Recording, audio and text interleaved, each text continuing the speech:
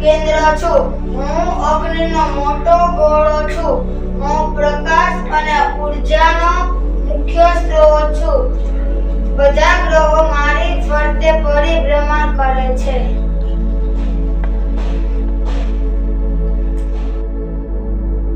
હું બુધ છું.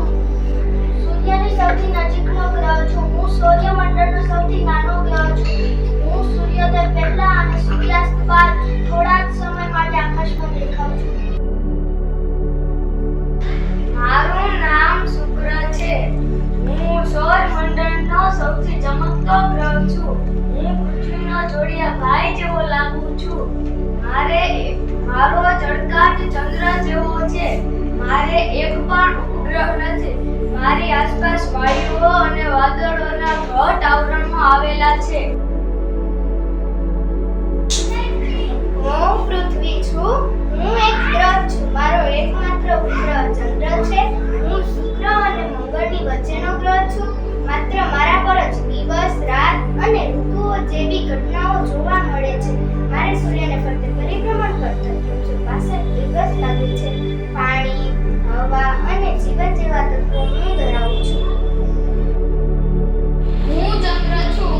હું પૃથ્વીનો ઉપગ્રહ છું. મારી ઉપર વાતાવરણ નથી, તેથી મારા ઉપર જીવન શક્ય નથી.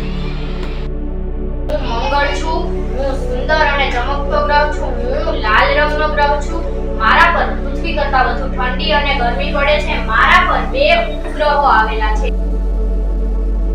સૌથી મોટો ગ્રહ છું. હું આછો રંગ ધરાવું છું. મારી આસપાસ વાયુઓનું વાતાવરણ છે. મારે 79 ઉપગ્રહો છે. મારું નામ શનિ છે. હું ગુરુ અને યુરેનસની વચ્ચે આવેલો ગ્રહ છું. હું ગુરુ પછીનો મોટો ગ્રહ છું. હું નીલા રંગનો, તેજસ્વી અને વલયો સુંદર દેખાવ છું. મારા વલયો પાંખડી જેવા હોય છે, તેથી મને પાઘડીયો ગ્રહ પણ કહે છે.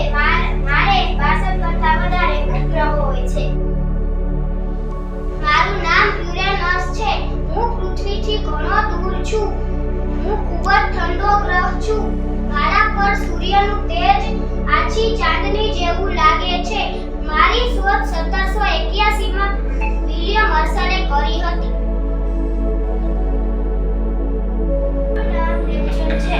હું સૌરમંડળનો સૌથી નજીક ગ્રહ છું. હું લીલા રંગનો છું. મારા પર પૃથ્વીની જેમ ઋતુ પરિવર્તન થાય છે. મારા વાતાવરણમાં મિથેનિક નામનો ઝેરી વાયુ છે.